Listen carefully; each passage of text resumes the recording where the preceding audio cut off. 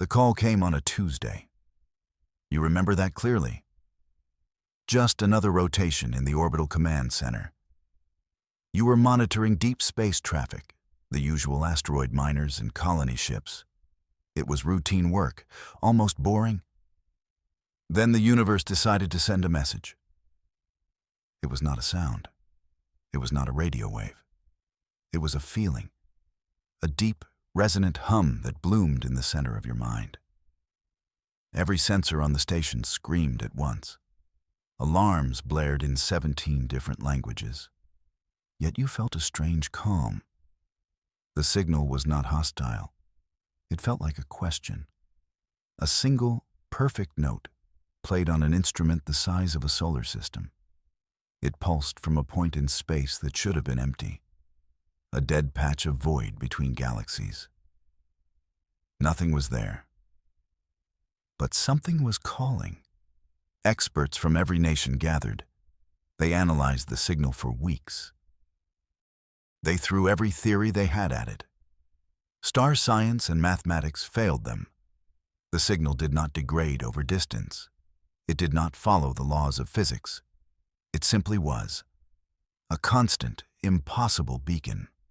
Some called it a divine messenger. Others called it a threat. You just called it the anomaly. You were summoned to the Grand Council on Earth. The journey down felt different this time. The world leaders sat before you. Their faces were a mixture of fear and hope. They had read your file. They knew your record as an explorer. They knew you never panicked. They asked you what you thought the signal was. You told them the truth. You did not know.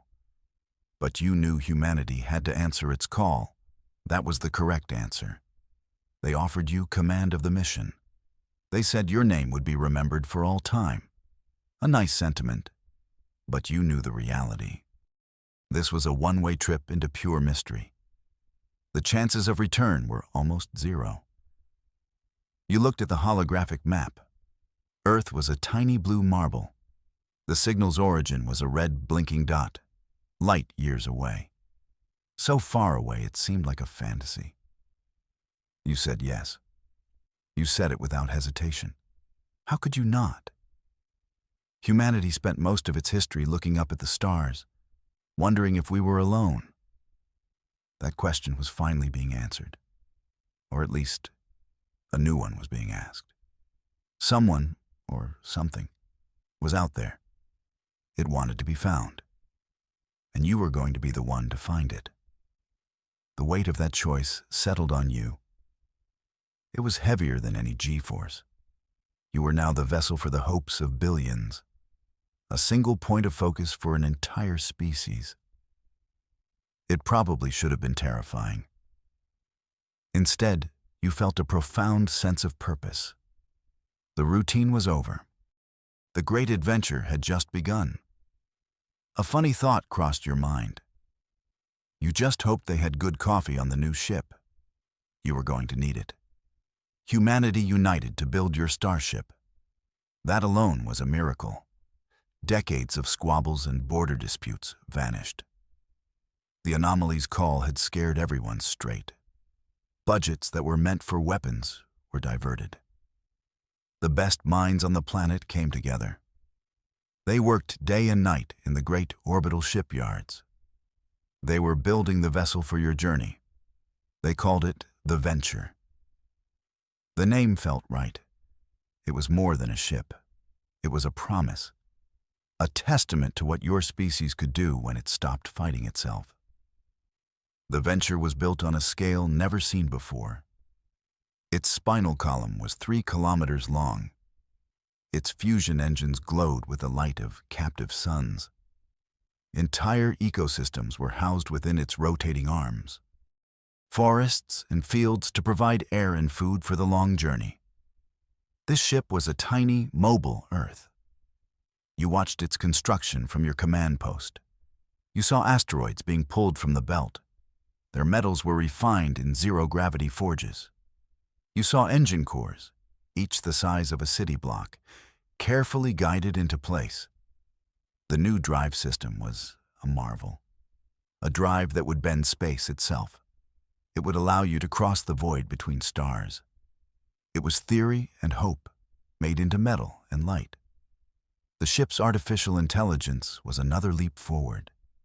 They named him Titan. He was designed to be your partner on this journey.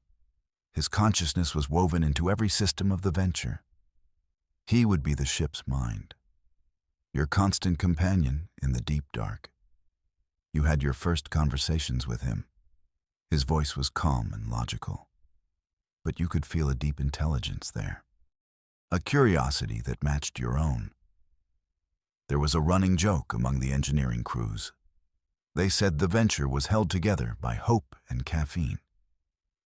Seeing them work, you believed it. They came from everywhere. People who were once enemies now shared tools and meals. They were united by the grandest mission in history. They were building the chariot that would carry you to the gods, or whatever waited for you out there. The day the final hull plate was installed was a global holiday. It was a piece of polished armor. On it were inscribed the names of every person who worked on the ship. Millions of them, a monument to unity. As the plate was sealed, a cheer echoed across the planet. You felt it in your bones. The hope of an entire world. The venture was complete.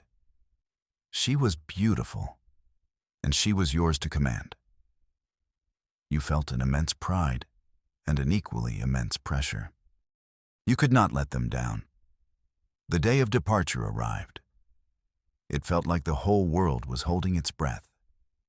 Every screen on Earth and on Mars and the moon bases was tuned in. They were watching you. You stood on the bridge of the venture. Your crew was at their stations. Each one was the best in their field. Each one knew the risks. Their faces were calm, resolute. You trusted them with your life. Your final message to Earth was brief. You spoke of unity. You spoke of the future. You told them that whatever you found, it would change everything. You looked at the view screen. It showed the blue and white swirl of home, a place you might never see again.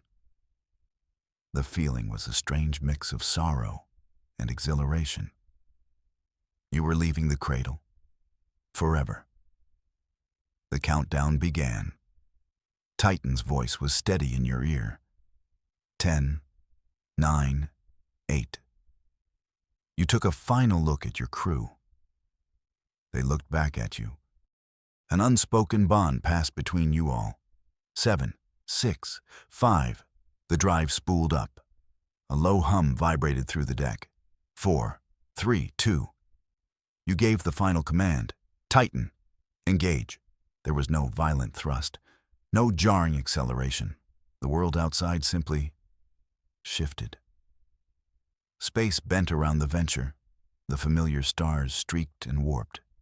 The image of Earth shrank with impossible speed. It went from a world to a ball, then a marble, then a bright blue spark. Then it was gone, replaced by the endless velvet black of the void. A profound silence descended upon the bridge. The mission had truly begun.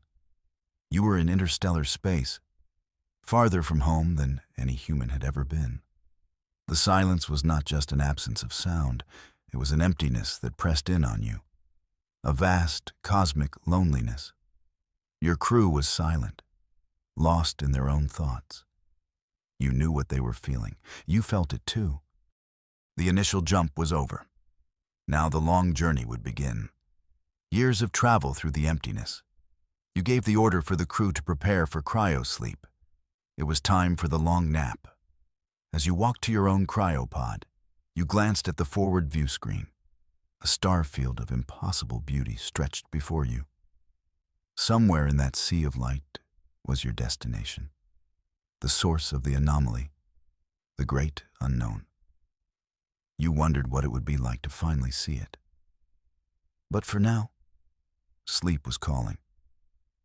The journey to the anomaly required you to sleep, a long, cold sleep that would span decades. Your body would be preserved. Your mind would be quiet. That was the theory anyway. You stepped into your cryopod. The clear lid hissed shut. A cold mist filled the chamber. Your thoughts began to slow down. Your final conscious act was a command to Titan. "Wake me when we get there." His voice replied in your mind. "Rest well, Commander. I will watch over you." But your mind was not quiet. It was filled with phantoms, dreams of impossible things. You saw forests made of glowing crystals. The trees chimed with a silent music. You saw rivers of liquid light flowing under purple skies. You walked on shores of impossible geometry. These were not your memories. They felt ancient, borrowed, a whisper from a time long past. The signal from the anomaly was the source. It was supposed to be silent during the journey. The ship's hull should have blocked it, but it did not need to travel through space. It was traveling through your mind. It pulsed in your subconscious. A faint, rhythmic beat across the light years. It was weaving these visions into your sleep, showing you glimpses of your destination. You saw great cities. They were silent and empty. The architecture was fluid, organic, as if the buildings had been grown, not built. You saw the shadows of the beings who lived there.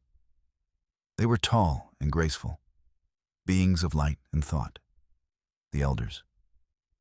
You did not know their name, but you felt it, a deep sense of respect and awe. You felt their sadness, a great loss that echoed through the ages. These were not nightmares. They were too beautiful, too serene. But they were unsettling.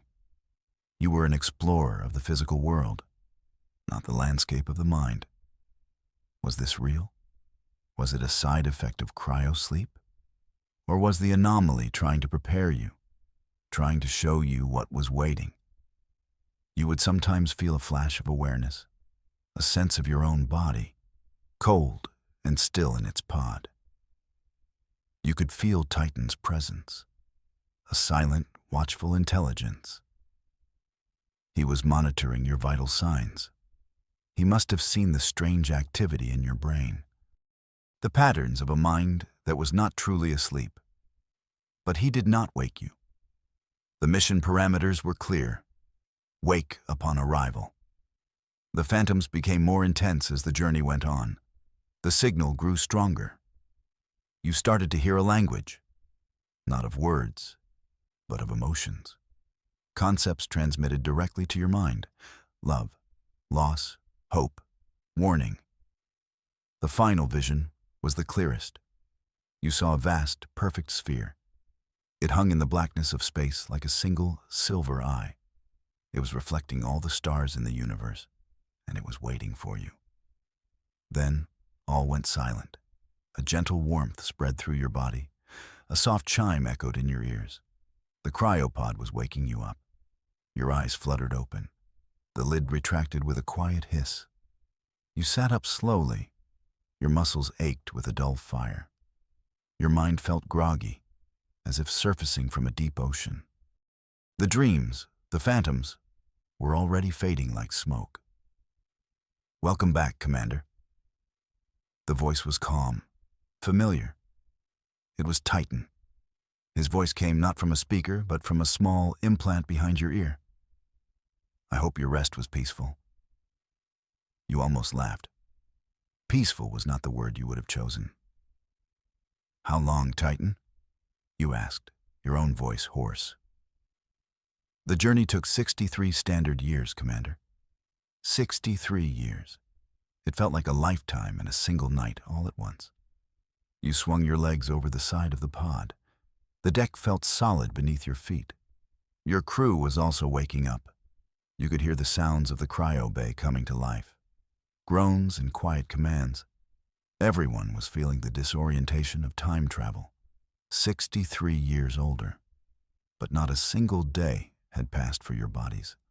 "Status report," you ordered, your mind clearing with each passing second. "All systems are nominal," Titan replied. The ship has performed flawlessly. We have successfully decelerated from superluminal travel. We have arrived at the designated coordinates. Your heart started to beat faster. The moment had come. After all the planning, all the building, all the dreaming, you were here. You walked to the nearest viewport. Your legs were still a little unsteady. You placed your hands on the cold, clear surface. Outside was the blackness of the void. But it was not empty. Your eyes widened. The phantom dream had been real. It was not a star. It was not a planet. It was a perfect reflective sphere. It hung in space before you, impossibly large. The sphere was a mirror to the cosmos. It reflected the light of distant galaxies on its flawless surface. It was so vast, it blotted out the star field behind it. It did not seem real. It looked like a piece of art placed in the heavens, a divine sculpture. You stared at it, mesmerized. There were no sensor readings that made sense. It absorbed all scans. It reflected all light. It had no gravity well, no heat signature. It was a perfect enigma. "Titan, confirm our position," you whispered, unable to look away. "Confirmed, Commander." His voice was steady, but you imagined you could hear a trace of awe in his circuits. "We are at the source of the signal, the anomaly, the call that had brought you across the universe. It was not a star. It was this impossible object, this mirror to infinity." You had a feeling that crossing the void was the easy part. The real journey was about to begin. You had reached the mirror star.